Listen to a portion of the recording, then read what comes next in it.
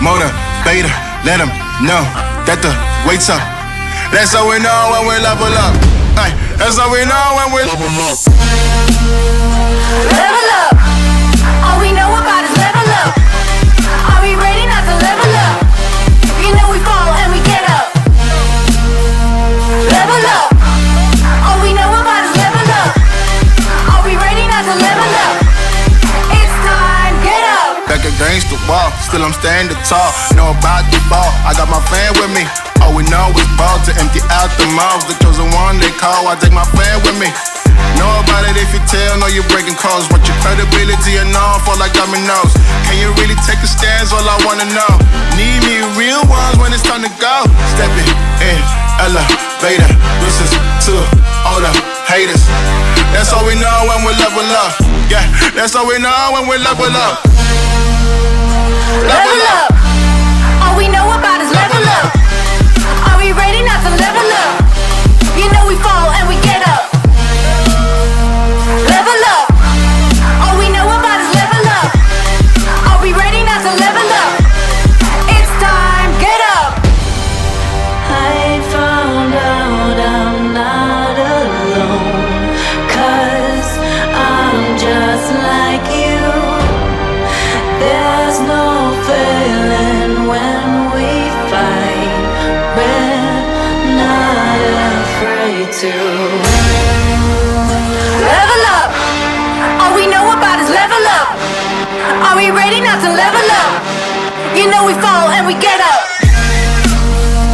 Level up. All we know about is level up. Are we ready not to level up? It's time, get up.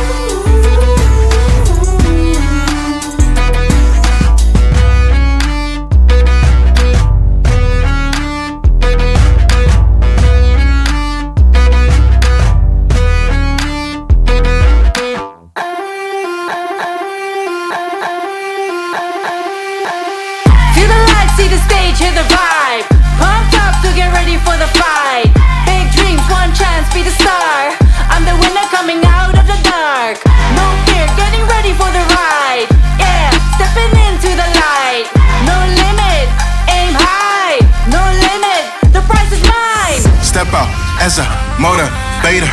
Let them know that the weight's up. That's how we know when we level up. Ay, that's how we know when we level up. Level up. All we know about is level up. Are we ready not to level up? You know we fall and we get up. Level up. All we know about is level up.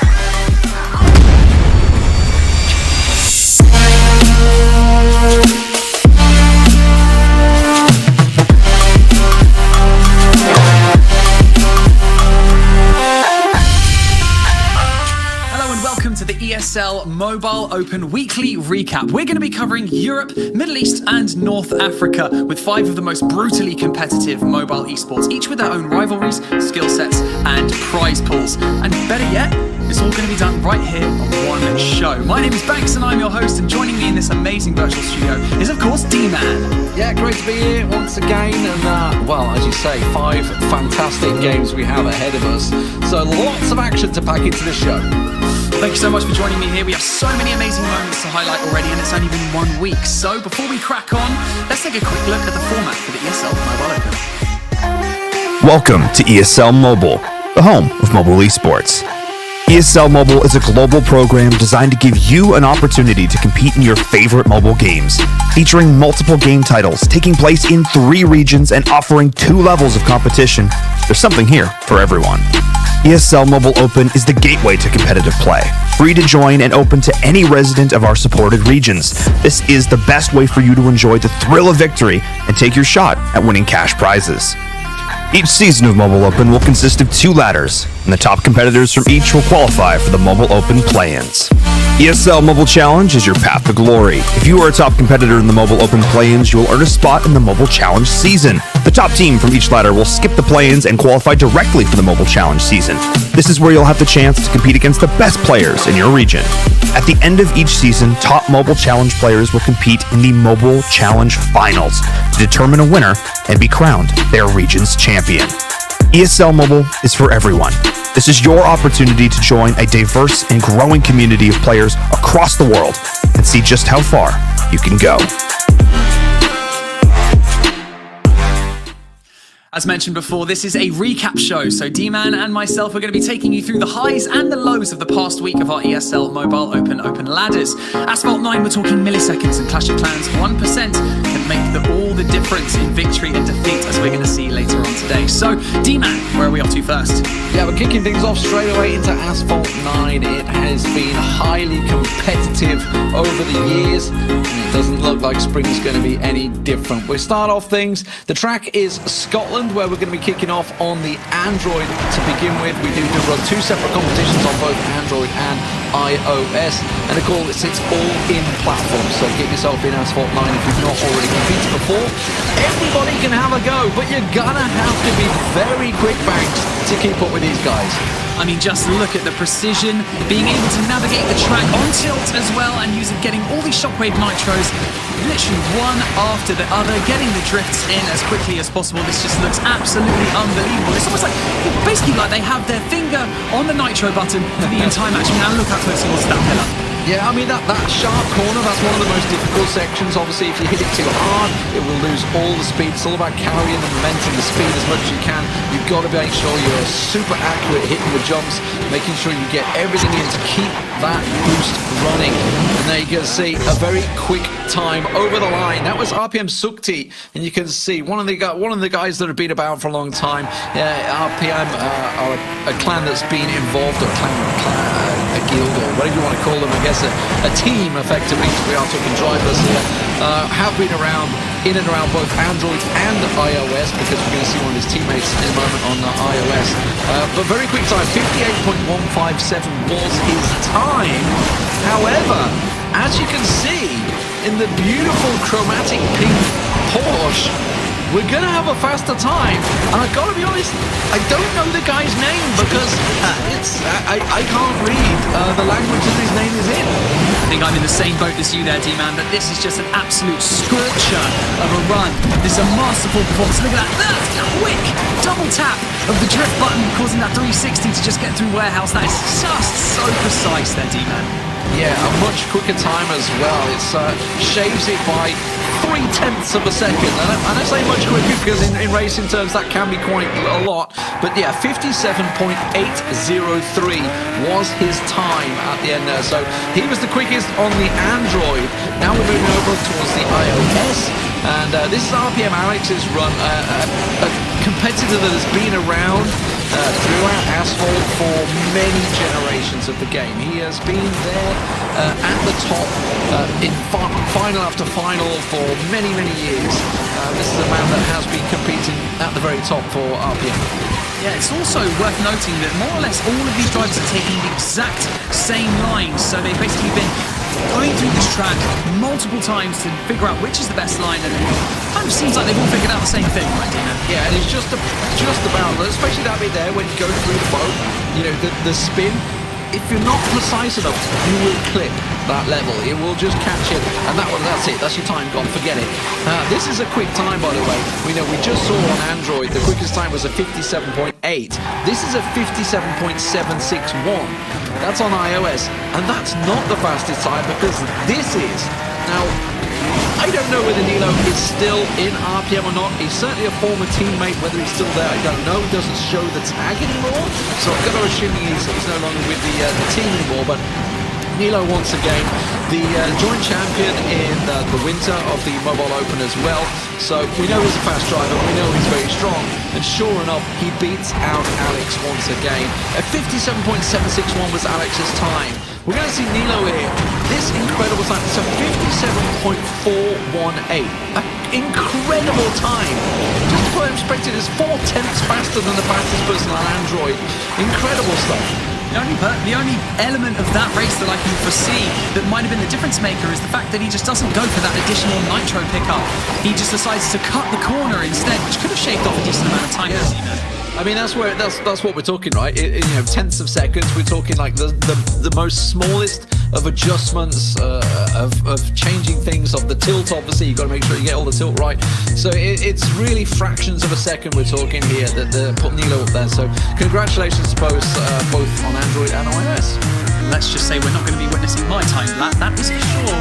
Measuring an esport in milliseconds just creates the most intense atmosphere for competition, so it's awesome to see Asphalt 9 in the ESL Mobile Open. So to keep updated with us throughout the shows and in between shows as well, don't forget to follow us on Twitter and Instagram at ESL Mobile. Next up, we're going to have the opening rounds of PUBG Mobile, so don't go anywhere.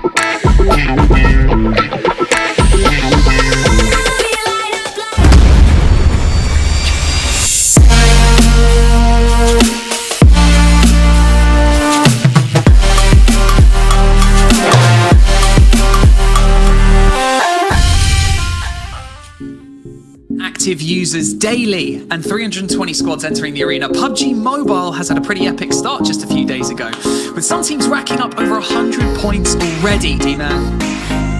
Yeah, it's one of the most active games that I know of in this scene. You know, I did the Global Championships last year, and we had, I think it was 1.2 million teams over the worldwide that tried to get there, which was insane. You know, we're looking at like 600 plus that keep applying to get in there every week. We can only take so many. 320 teams is still a hell of a lot. But yeah, lots of action in PUBG Mobile, no doubt about it. So many. We've got loads of group stages to get through, so we're cherry picking some of the best moments, some of the best teams involved, and we're going to open up with a clip from one team. So D-Man, I'd like you to take us through this sheer overwhelming skill that some of these players have. But it's a bit of a slow start though, isn't it? Well, I mean, we talk about overwhelming skill, not so much so when you're kind of camping in compounds, but that's the case, right? This is obviously, as you can see, we're following Team 1 here. They did only have 4 kills, and that is a problem for them. It's why we don't see them so high in the overall tables, because it is all about, obviously, the point system. If you're not aware of it, it's a point per kill, and then 15 points for first, 12, 10, it works its way down the line. So you want to be in that top placement points, but you also want to get kills on the way. Team 1 here, you can see Ducks using the micro Uzi, pretty standard when you're in close range proximity like this, trying to pop a couple of those smokes out the side. He was actually trying to reposition himself as he could, and try and give himself as much cover as he can. You can see we're just over to the east side of Mansion. You can see he's getting pushed in here. Quick peek out the window. Nice work. Gets the quick knock and flush as well, just to make sure, because you don't get the point if you don't confirm that kill, and that's what he's looking to try and do. But he's got to be careful. You can see the second he steps out there, the molly comes in. So a little bit of molly spread coming in from his teammate. And you can see immediately he doesn't get the kill confirmed in the kill feed there. So unfortunately for him, they don't get that kill point, but you can see his teammates now joined him. They're going to push out into the smoke and try and push on through. They've laid the smoke down to give them as much cover as they can, but they have the lion's share of the circle. You can see at the top right corner, the circle is down there. That is going to shrink in and shrink in once more as the blue keeps pushing. The blue will do damage to them. If you don't know what PUBG Mobile is, I know this is a show we're covering 5 different games, so there is a lot to cover. And at the moment, it's looking pretty good for Team 1. You can see he's stacked up in armor. He's got the tier 3 vest, tier 2 helmet. He's stacked out, got his knocks down there, his teammate in with him. But there is only 2 alive of the 4 surviving. You can see there's still 4 teams alive in this tiny, tiny circle with 8 alive there. Seems like holding onto smokes, vehicles, everything you can to get any possible kind of cover for the final circle just seems absolutely crucial. And as you can see, that's about the 4th smoke that he's popped down. They even nerfed the smokes because of it in PUBG at the beginning of the year. In one of the patch notes, it has a delay of the spawn of the smoke by 1 second now. Absolutely, his teammate down, so he's going to get the reviving there. You can see he's only, in terms of meds, he's only got 1 bandage left, so no med kits at all left anymore. So his teammate hopefully carrying something. He will get back on his feet, and hopefully he's got a med kit in there as well. You can see they're just checking the bag, see if there's anything around as he tries to push out. Link, the man that he knocked down earlier, also back on his feet. You can see him in the distance there. Unique, sorry. There's a knock on Ducks, and I was talking about. So even if he gets revived now, he's got nothing left. He's got a single bandage. That will get him barely any health if he wants to try and get back from this one. He's got to crawl back out to Ruddy. You can see there is a case on the floor there. Ruddy, his teammate, does get 2 knocks down. Brilliant stuff from him. So he does the work while we're watching Ducks crawl along the floor there and just go down. And you can see he's dropped a first aid kit there for Ducks. So he's dropped a first aid kit, so Ducks will pick that up. So this is the ultimate in teamwork, really, trying to make sure you can get your buddies back on the feet. So going to cook a nade. He's cooking it straight towards Unix. Is he going to land it? Just saw that nade going out. He does get himself another knock there. That's going to give Ducks the chance to push. Got the first aid off. Going to push around. Wants to confirm the kill. Doesn't matter. His teammate gets it for him. He will go down, but Ruddy is still alive and will have to try and go on. We're going to switch across towards NZ. He's one of the teams that were being pushed here. And you can see now with just 4 alive. Make that 3 as Lux will go down. He peeks out the window. He goes down. And the chicken dinner goes across. Switching over to another match that happened, 7-up, this time a very different game. As you can see, a 14 kill game already for 7UP with 4 alive. Only 10 alive in the whole circle. They've got the entire 4 team in there. This is looking great for them with the hill cover. It's extremely good. Was just basically seeing them peek over the hill, try and get as many kind of pot shots over there. And as he goes down, 7UP. It's a difficult situation to be in because you're at the top of the hill. You can get that kind of coverage, but if you're trying to peek over, people are just waiting to see your head just peek over the hill, and quite easy to get that knock. But yeah, got the cover of the cars as well. 7UP really looking to stack up the points here, D-Man.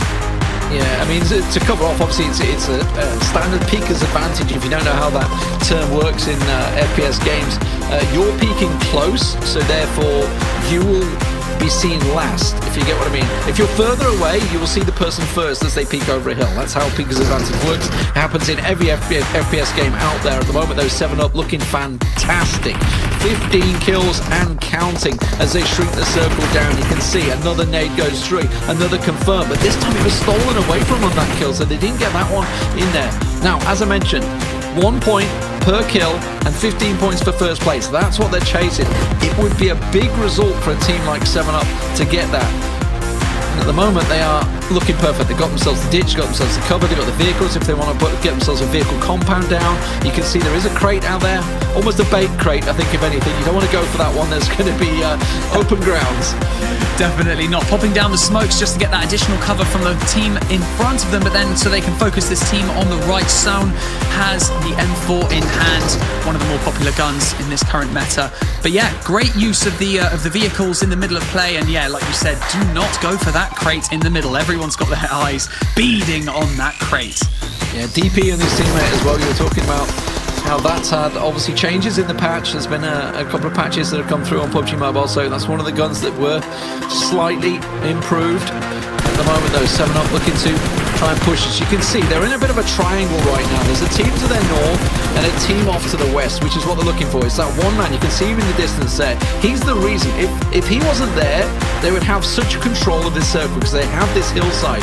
But now the circle has shrunk. Look at this. It's pulled away from them. They have to move. They have to react to this. The 8th circle comes in, so they realize, okay, we've got to get one of these teams flushed out here. We've got to deal with it, and that's going to be a potential as they move over the hill. You can see they're going over the brow, but they can't peek too much. You can see that's the pivotal swing they want to make. They want to get their man, at the moment, the man we're watching with 4 kills. He wants to be the anchor point for the rest of the team to swing around and push the two players that are in this bunker. They're in a little shack just over the road, which is going to be very hard to push. They have got the vehicles to charge it down, though.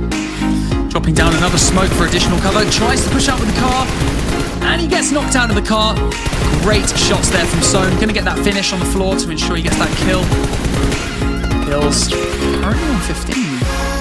Yeah, great work from me. Actually got stolen away by that man over there. To his destiny, you can see was the man that stole the kill away. But this is going to be 7UP picking that kill up, so they will get the 16th there and the 17th. Well, it's a 4v1, isn't it? You can see his teammate pushing up in the buggy.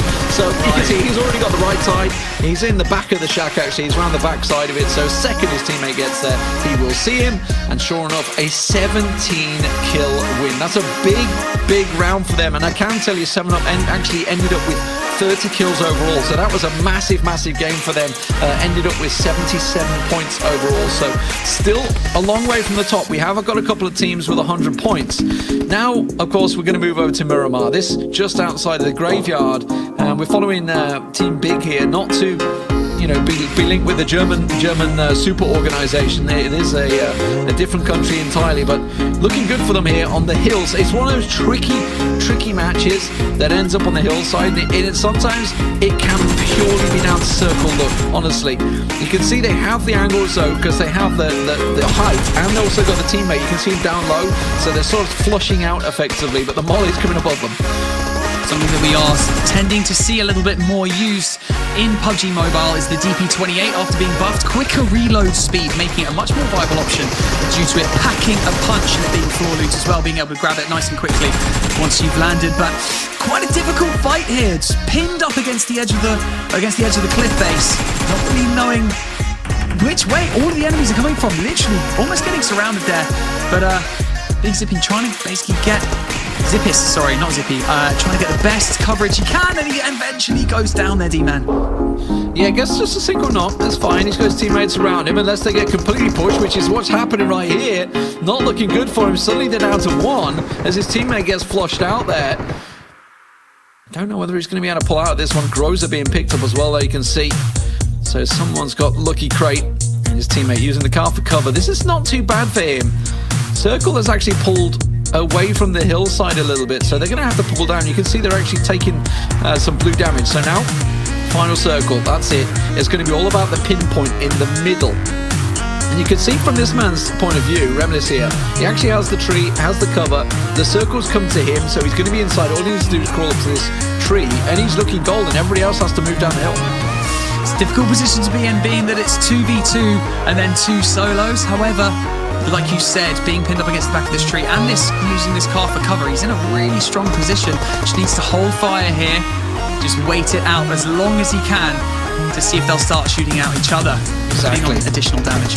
That's exactly what he's waiting for. So he really wants them to take each other on, hopefully, and that's what he's looking for. And they are as well. They're doing exactly that. So the man here is trying to do what he can. He doesn't want to get too involved. Okay, now he's going to try and flank. So he's realised nobody's looking my way. I'm going to take this opportunity to flank over, but there is, don't forget, a 4th team member over to the left. He was the one that killed his teammates. So now, well, he's moved away from the tree. Yeah, that's great. He's avoiding grenades, basically. What he's doing is getting away from the car. Grenade damage comes down on the car. Doesn't appear at this rate that there's many grenades left, because we'll be seeing them raining left and right. The smoke popped on the top of the hill. So the solo player on the top of the hill comes himself cover. Currently the number team 10 on the right hand side. They would be the favourites right now. They have the number advantage. They have the position. You can see they're trying to spread out and give as much position as they can. But they are kind of stuck in a dip. So he's going to try and... Oh, he's going to eat some blue damage. He's going to try and tank it. Trying to tank it, but you can't tank it when you start off that low. That doesn't work out for him. It's the man with the Groza on the top of the hill that actually works out. You can see he's also tanking the blue. At this stage, that blue does incredible amounts of damage. The Groza comes out on top once again. Mr. Ixer on the top there is working wonders, but now he's in a 2v1 and they know it. He's going to try and push it, but one falls. Oh, we're taking fall damage and he falls into it. That takes it down to effectively 2 1-on-1s, which is where the Groza will stand out and strong. And now he takes it down to a 1-on-1. Can he work it? Does he know where they are? An M4 this close, the Groza will certainly come out on top. It will! A brilliant finish from that man on the top of the hill, taking down everyone, all 4 teams that were left. Took them all down on his own. Brilliant. If you can get your hands on the Groza from the drop, that is your weapon of choice, as we have just seen. What an incredible ending to that particular match. I mean, that's right, you've got to catch your enemies off guard by getting to that drop, managing to secure that gun, and then thank you very much. As it stands, we have squads that have made it a very big first impression, like you've already mentioned, plus 100 points to win the group stages. Right there, 7-up, 1 Group 7 with 77 points. Funnily enough, an extremely close pack ahead though when they're going to be pushing in to the later stages of the tournament as we progress through the ESL Mobile Open. So don't forget that you can sign up for the ESL Mobile Open. Just head over to ESL Play, follow the instructions, and you can test yourself against the best in the world. We have some of the best plays in the week coming up from Clash Royale after a quick break.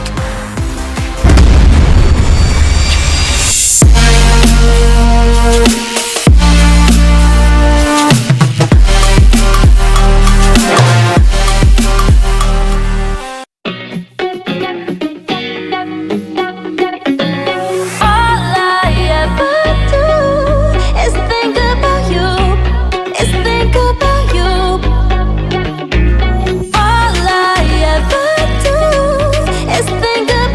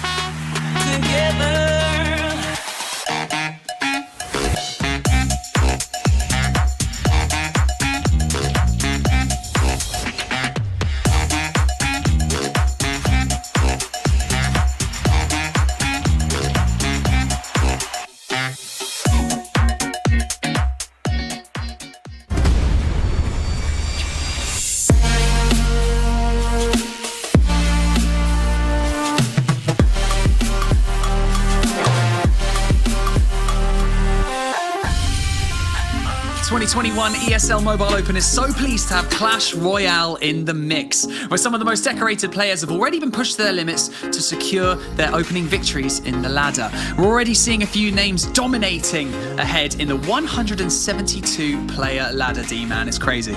Absolutely crazy. I mean, why not? It's a super popular game that has been around.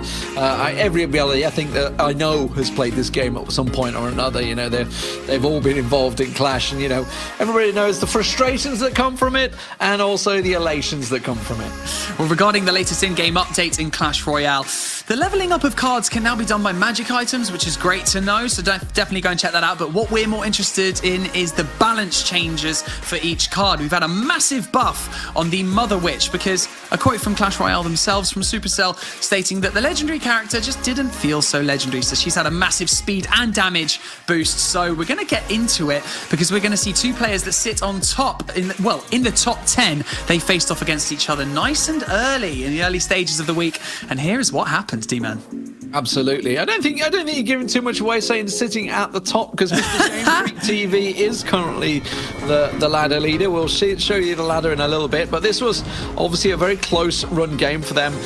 Certainly for Game Freak, obviously, and everybody really taking part in this ladder. You know, high skilled players. You're not looking at the big 3-star performances as much as you'd love to have them. Generally, they're very rare. You know, you're looking at a 1, maybe a 2-star at best. It's generally going to be a 1-star, and we're probably looking at overtime for the majority of these matches. Yeah, we kick things off fairly slowly in these matches as well, just basically feeling out their opponents, deciding which defensive structures they want to go with first. Maybe a few little pot shots here and there shown by attackers. I mean, first off, Game Freak TV had deployed his flying machine to try and get a few pot shots, and then he had to deploy the Zappies to defend against the Ice Wizard. It's just a bit of to and fro at the very beginning, and then you start to get pushing through into the kind of full sends across the bridges, D-Man. Yeah, and honestly, Game Freak gets incredible value from his Goblin Hut. He gets so much from it. It's amazing that it stays around so long. And it's more Sasa just playing ultra defensive, obviously using the Ice Wizard once again, but you can see the guards coming straight out there. The Miner not going to get closer, just being used as a defensive unit. And that seems to be Sasa's style, just play as defensive as he can and wait for his moment to attack.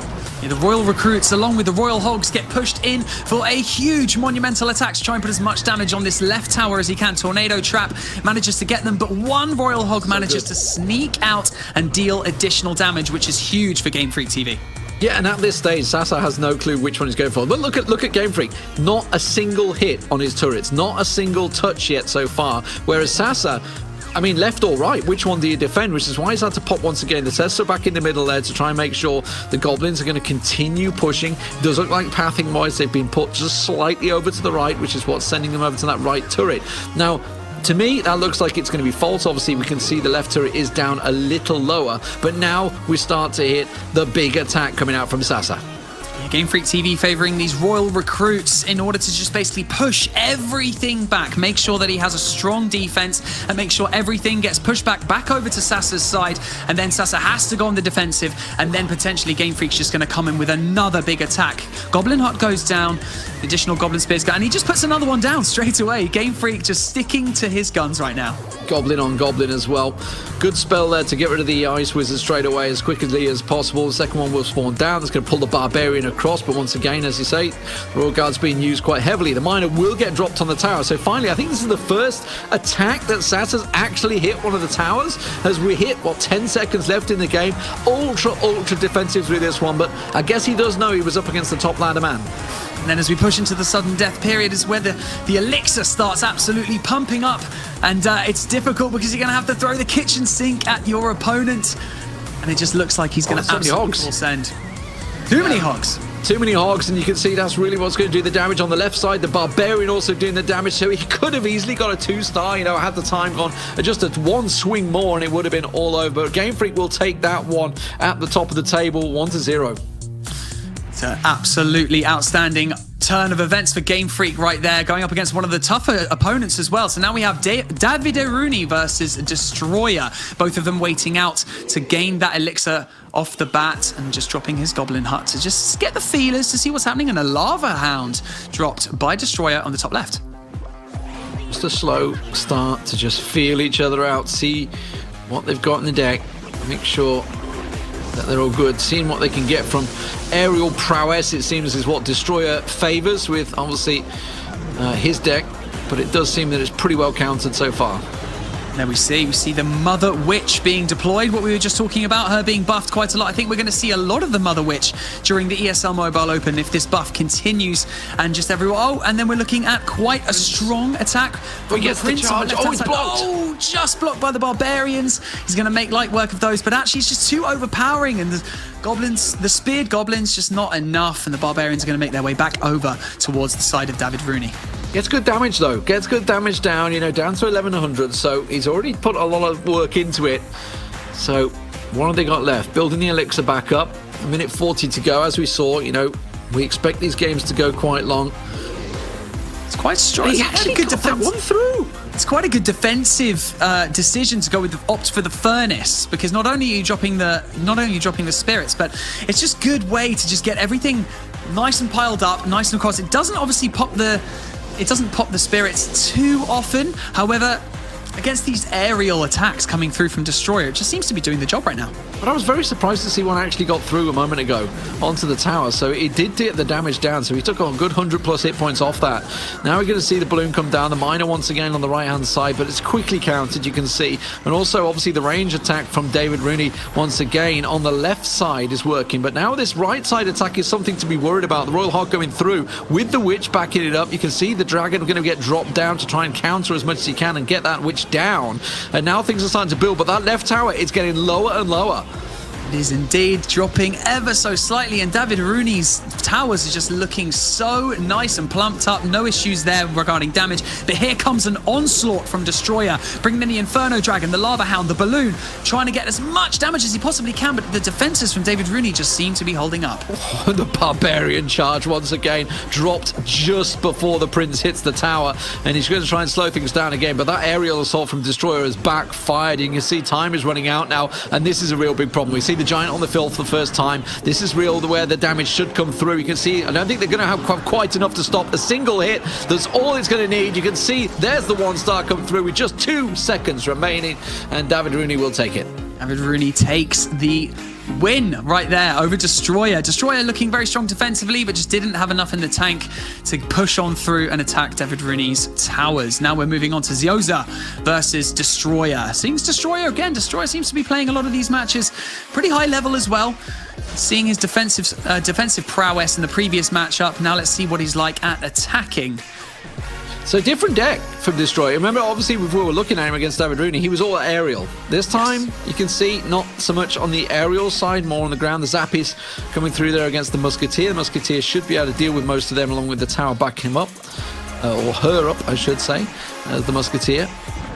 Dropping the Mega Knight as well, quite early doors. Basically one of the best tanking troops at the moment to use. You've got the Dark Prince going up against him, the Mega Knight versus the Dark Prince. We've also got the Flying Machine against the Horde of Minions. The Minions just managing to put in enough damage, and then they can make their way forward, but they're going to be met by a Mother Witch. Once more, loving the use of the Mother Witch, and the Royal Hogs as well being stopped by Elite Barbarians.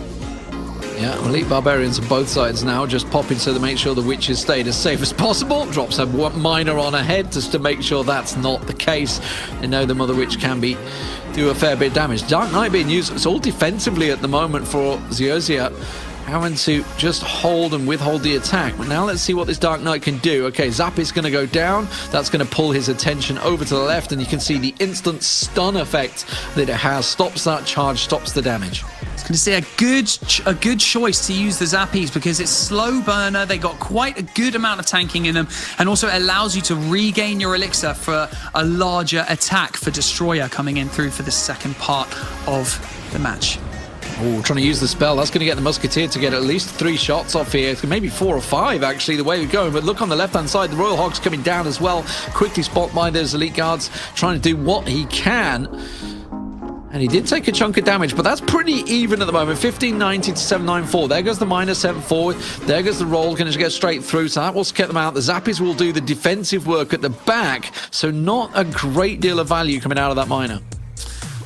Oh, it's looking so. We've got the times to elixir, so everything is just going to have to be dropped soon. Got the maximum amount of elixir now. Let's just see what Destroyer decides to go with. He goes with the flying machine to come and join us. The minion horde come over, and the Mega Knight gets dropped. It's going to be Mega Knight versus Mega Knight. Beefy Boy versus Beefy Boy. Tank v Tank on the right-hand side. Let's see who comes out on top. It's going to be, who do you drop with? We've got the Mother Witch and the Musketeer. They switch position with the belly slam, and that actually works out beautifully for the fireball there, because he managed to get the witch down instantly also. But that's going to see whether the Dark Knight's going to have himself the support, the Dark Prince, sorry. And the Musketeer instantly popped by another Inferno. But the Miner behind, I don't think he's got anything ready for that. The Zappies do finally come out there. And now it's still very even between the two. But this is looking like Zioza's in trouble here. You can see just down to 1,000 health now on the turret as we move into overtime. It's actually an interesting point. The flying machine for Destroyer managed to get over and get a few pot shots over on that left side tower, bringing it down, and that could be the difference maker as we go into the sudden death portion of this attack. Elite Barbarians being used a lot by both teams. We've got the zap spell going down as well, but we've got the minion. Oh, and the fireball just takes them all out to ensure that defense, but we've got the miner ticking away at that left side tower. Yeah, it can do some irritable damage, that's for sure. The Royal Hogs quickly dealt with by a fireball. That was a absolutely on point fireball. I think they would have taken that turret down very quickly.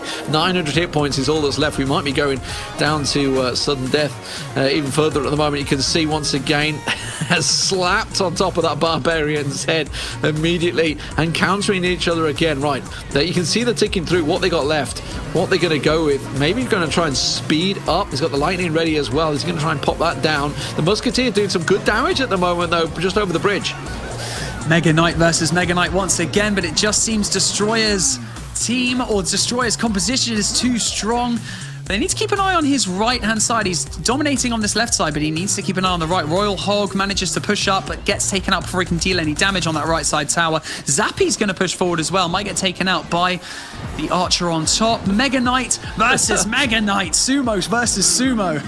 And then again, the Dark Prince and the Musketeer come down with the Hogs. Maybe a snip on through. I don't think they've got enough to slow down at least 1 or 2 hits. That does get through. 671 hit points. That got a lot of damage down. I don't think he was quite ready for the speed and burst of those Mega Hogs can sneak on through there.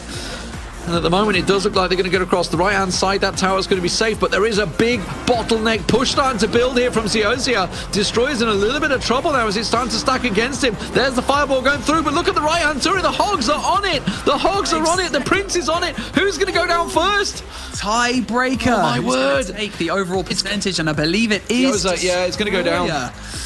Oh, Destroyer just managed to clinch that right at the very end. We're going to check out the leaderboard shortly for the Clash Royale ESL Mobile Open, but this is just unbelievable performance from all of these guys so far. You see Game Freak TV sitting at the top, undefeated, but closely held up by George T. It's a pretty close leaderboard right there, mate. Yeah, Game Freak TV's on 12-0-0 at the top of that board. I can tell you, obviously we were showing Destroyer in there. He is actually a 9th on the table actually at the moment, so just off this table. He's played 48 games, 31-0-17. He has been pumping out the matches, no doubt about it, trying to chase that table. Yeah, you're given a small window to opt in for as many as you can, but he's just opted to go whole hog, as we'll call it. Whole hog, literally, yeah. Don't forget, you can sign up to the ESL Mobile Open via ESL Play, so just go on to eslplay.com, sign up your clan for your chance at glory and the prize pool as well. D-Man, my thumbs have been twitching, and my adrenaline pumping for this next one. We're going to have Brawl Stars after the break.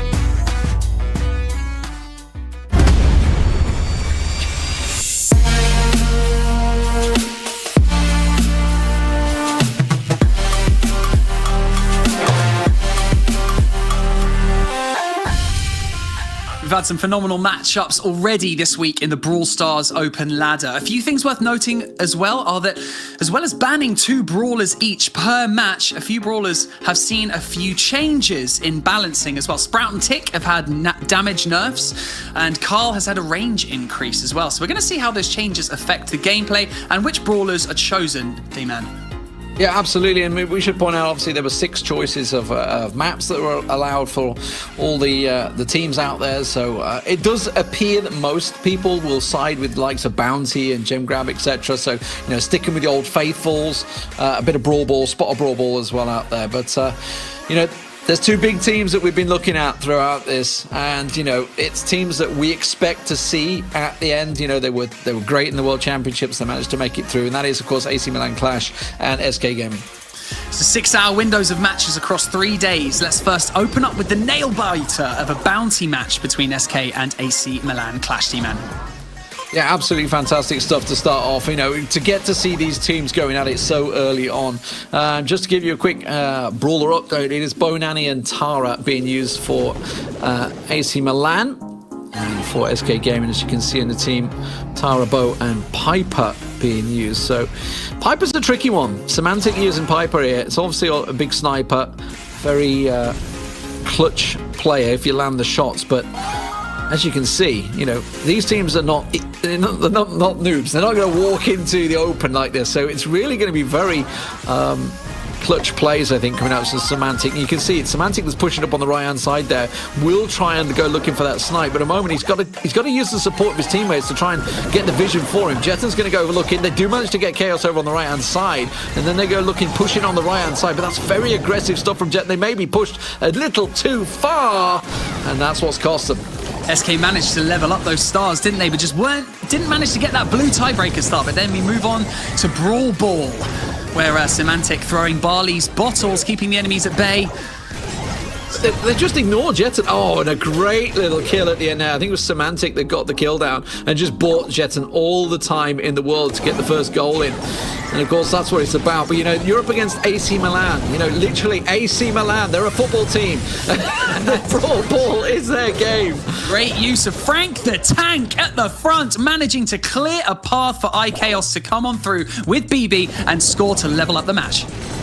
Great start straight away in there. You can see, obviously, the ulti being used instantly by Barley just to try and get the ball, get the action, but immediately giving it away. And AC Milan repositioning well here.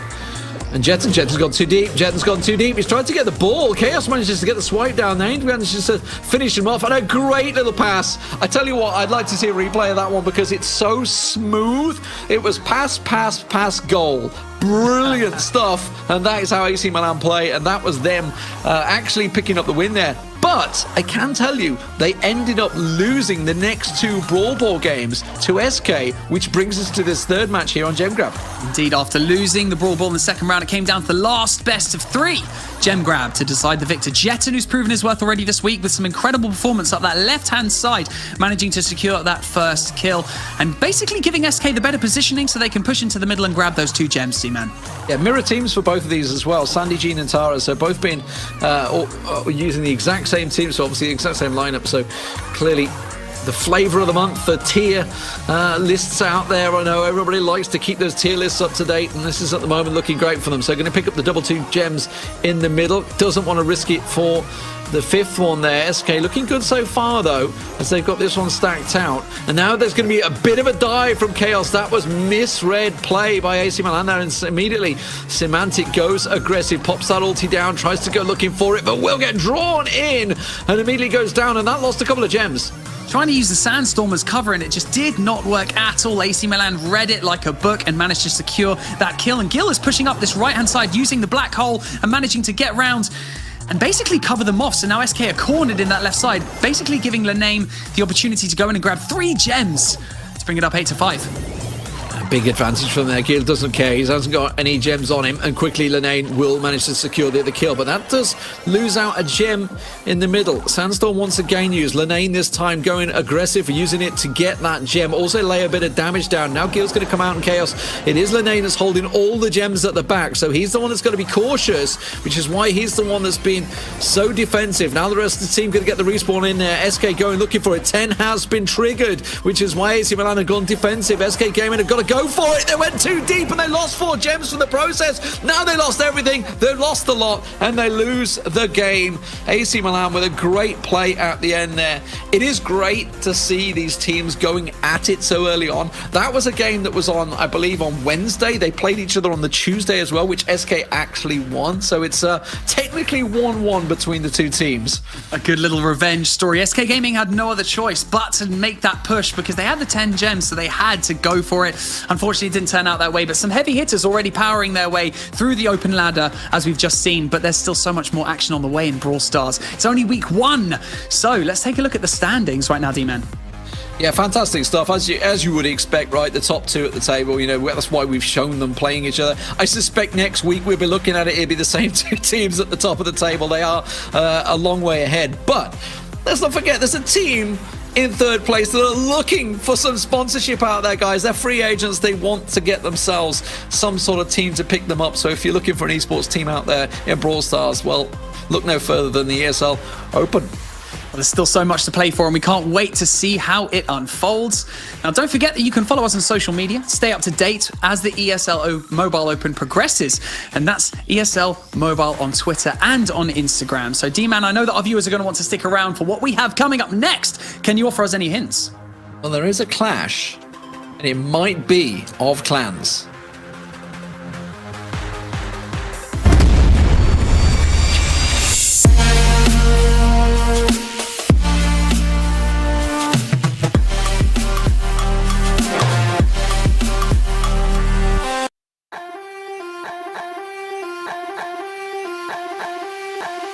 Feel the light, see the stage, hear the vibe.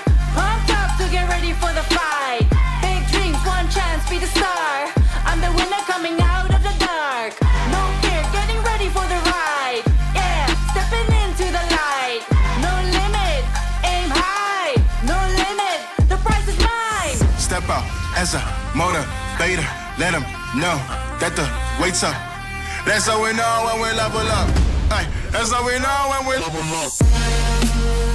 Level up. All we know about is level up. Are we ready not to level up? You know we fall and we get up. Level up. All we know about is level up. Are we ready not to level up? It's time, get up. Back against the wall, still I'm standing tall. Know about the ball, I got my fan with me. All we know is ball to empty out the mouths. The chosen one they call, I take my fan with me. Know about it if you tell, know you're breaking codes. But your credibility and all fall like dominoes.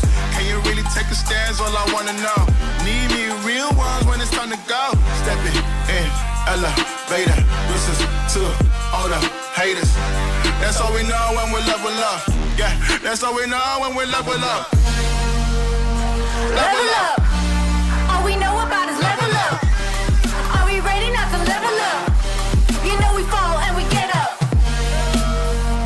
Level up. All we know about is level up. Are we ready not to level up? It's time, get up. I found out I'm not alone, 'cause I'm just like you. There's no failing when we fight. We're not afraid to. Level up. All we know about is level up. Are we ready not to level up? You know we fall and we get up. Level up. All we know about is level up. Are we ready not to level up? It's time, get up.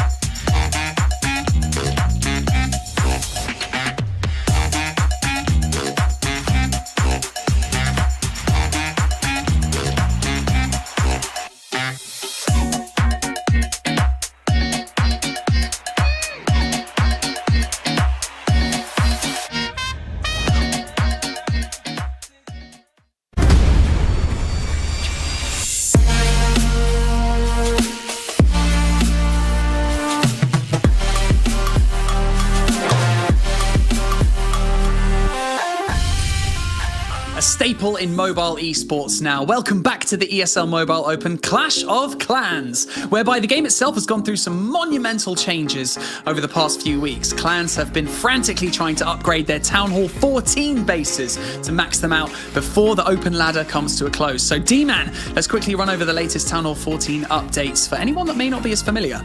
Yeah, I think the biggest thing is going to be the pets. That's got to be the biggest part of it, because obviously it adds to the attack, you know, the attack of your heroes effectively. So you're bringing in 4 different pets. The Lassie, probably the weakest one at the top. I mean, it is the level 1, right? So obviously not going to be used too much. The Electro Owl coming in there, maybe expect to see that being used with the Wardens, perhaps. You know, adds that little chain electric attack style in there, maybe to add that little extra bit of damage. Don't want it going too far and wandering too much. Maybe if it was with the Queen. Speaking of the Queen, well, we're going to have the Yak, surely, with the Queen. The big Yak coming in there, that big tanky front line that you like to have in there. Possibly my favourite type of pet as well so far. And of course the Unicorn. Well, the Unicorn you can use with anything. It is the healer that's going to follow behind. Probably expect it maybe with the Queen, who knows? But we'll probably tend to see healers stuck with the Queen rather than the Unicorn, and maybe the Unicorn going on the King. I mean, that's a very in-depth analysis of the pets there, mate. Nice we're missing one. more, yeah. So we've got a fair few smaller updates as well. Obviously, the Gigabomb now drops a poison once the Town Hall goes down. The King, the Queen, the Grand Warden, and the Royal Champion have all been bumped up 5 levels. And the Battle Builders. The Battle Builders, yes. Let's not forget the Battle Builders, because they will be doing repairs on the base if you're not careful, if you're not too accurate with your attack. But we're talking to the Yak.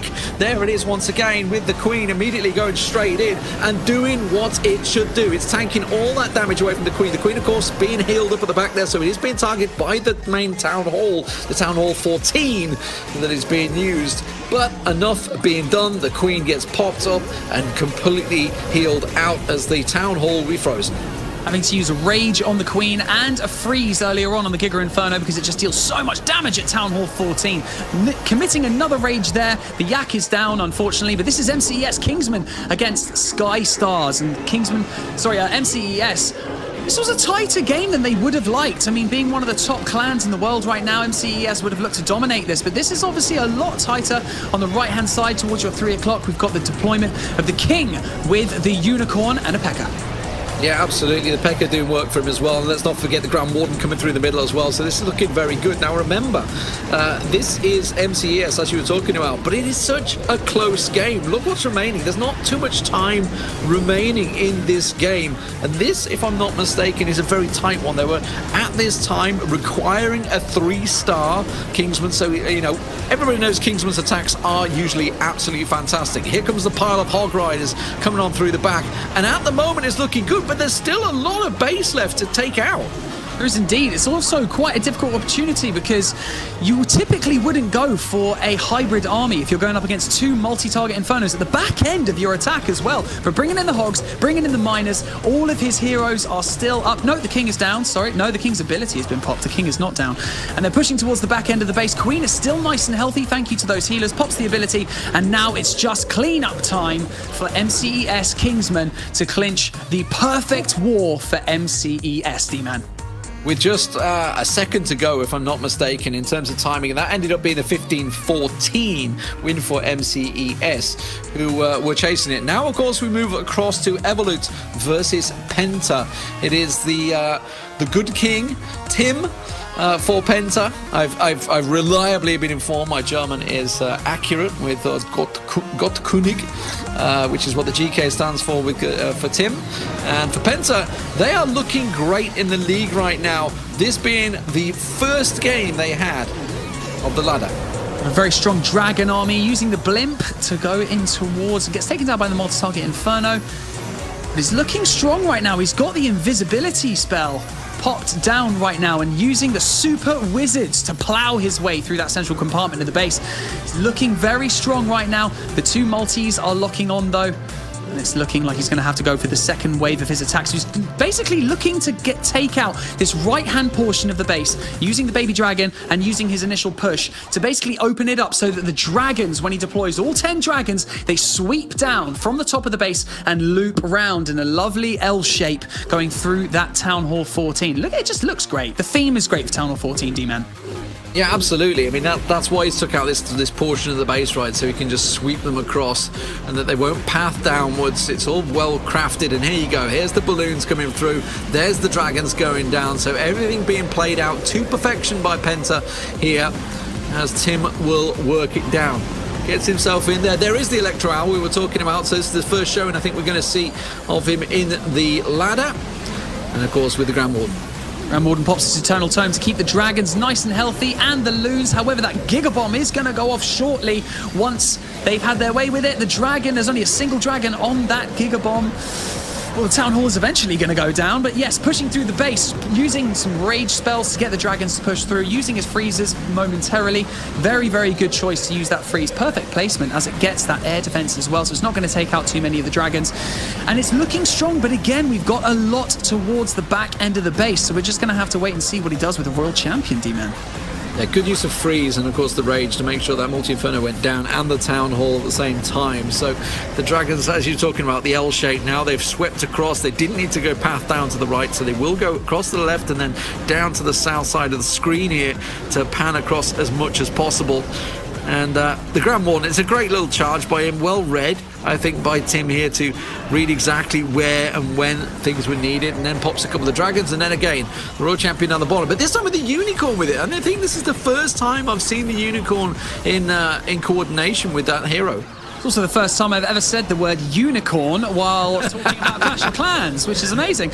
World Champion throws, keeping a straight face. The Seeking Shield goes out by the World Champion, and it's just time for clean up from her, and it's great. Look at that. Look at all those heroes still up. What a fantastic attack from Tim, from Penta, managing to secure that win.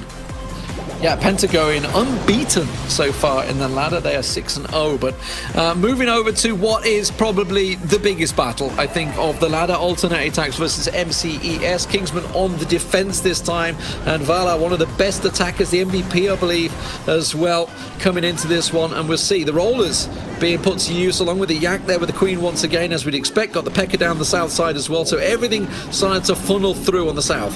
Indeed, the south side, we've got the log launcher pushing its way through towards the town hall, creating a lot of openings, which is great for the pathing, for the heroes, and ultimately the ice golems as well. The Yak being used as a wall wrecker for the Queen as she goes in tow. But the ice golems is an interesting choice here because he's actually opted to go for a Lalo right now. So he's looking to take out a fair chunk of the base using these ice golems and the hero push as well with the Yak as he gets through. And every time the ice golem goes down, drops a huge freeze spell, which is also assisting this push. But getting so much value from these ice golems already. Down for this right side. Look how much of the base has already been taken out, and he hasn't even used the Lalo portion yet, D-Man.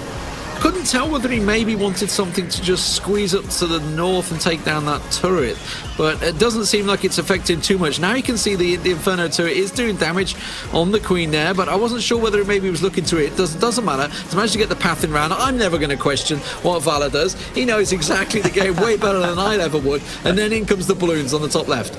Final Ice Golem goes down, and the Giga Inferno is now focusing on the Queen. He's going to need to try and get as much value as he can out of this Queen before she goes down. Uses a freeze. Very, very intelligent play there. Try and get as much as he can. The value of this Queen is huge. Royal Champion uses the Seeking Shield, and now it's the Royal Champion, the Queen. Take out the Giga Bomb. Goes off, and the poison is dropped, but nothing is in the poison right now. So just using these amazing, I was going to say rage spells, but it's not. That is a different spell. I totally mind that one. It doesn't matter. It doesn't matter. The big part is it was a 15-14 game in the end there. So fantastic stuff coming out, and Alternate Attacks taking that win over MCES. A big win that puts MCES down.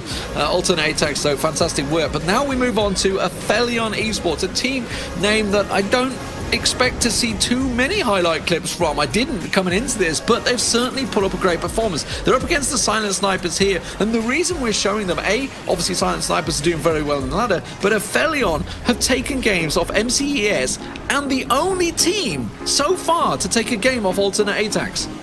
I mean, Demo from Silent Snipers right now managing to absolutely blitz his way through this base with 14 Inferno baby dragons, absolutely destroying this base. The definition of spam attack. Absolutely flew in there with all of these Inferno dragons. He needed to.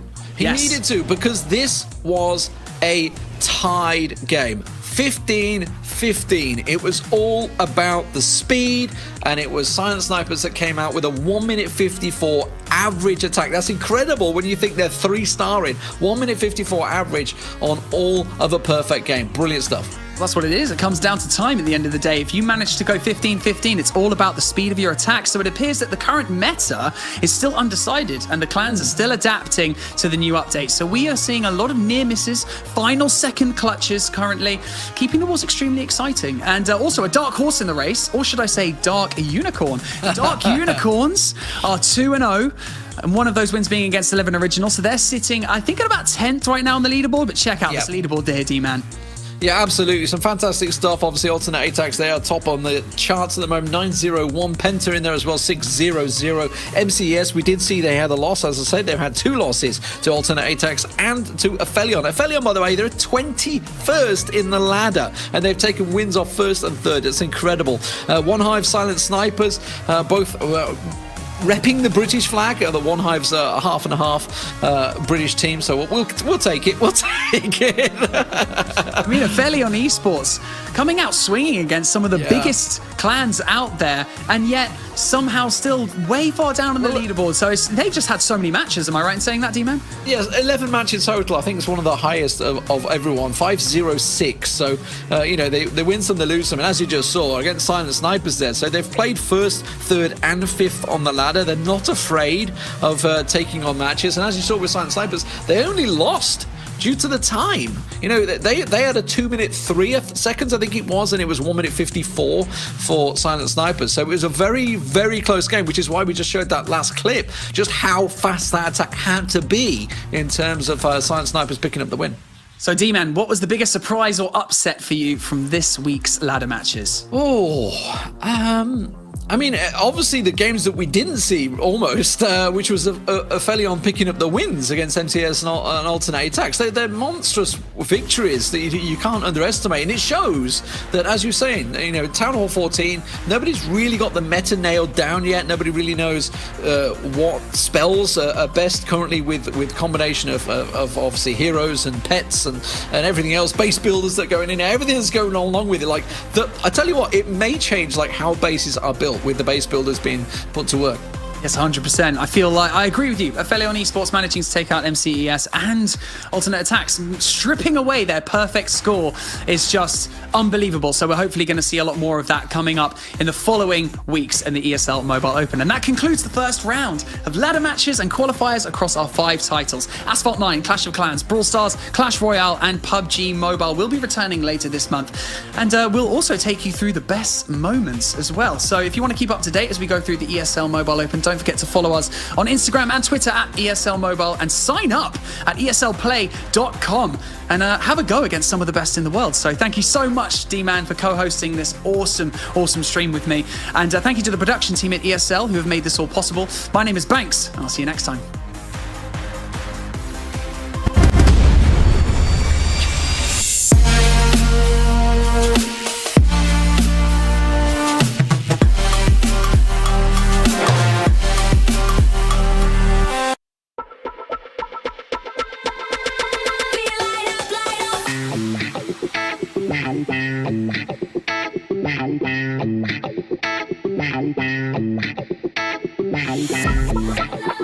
Wow.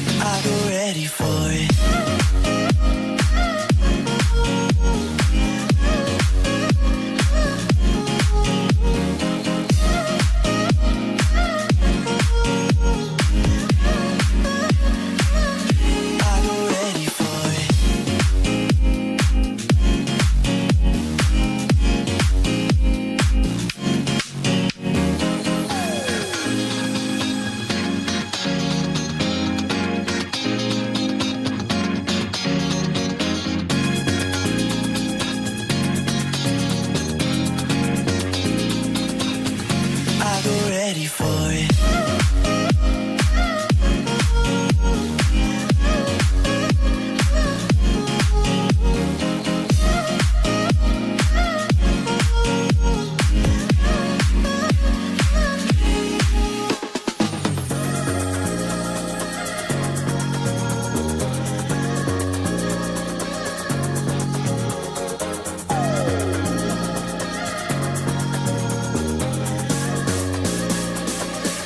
I go ready for it.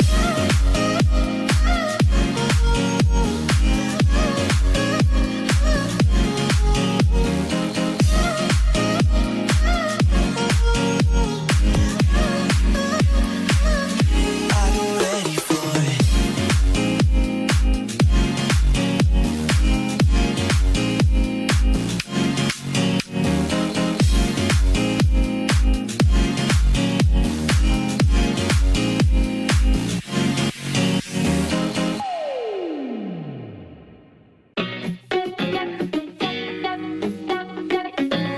All I ever do is think about you, is think about you. All I ever do is think about you, is think about you. All I ever do is think about you, is think about you.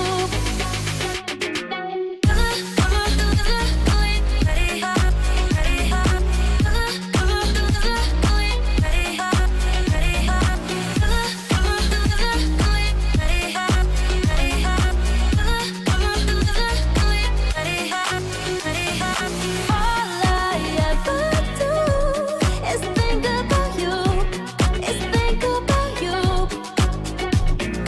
All I ever do is think about you, is think about you.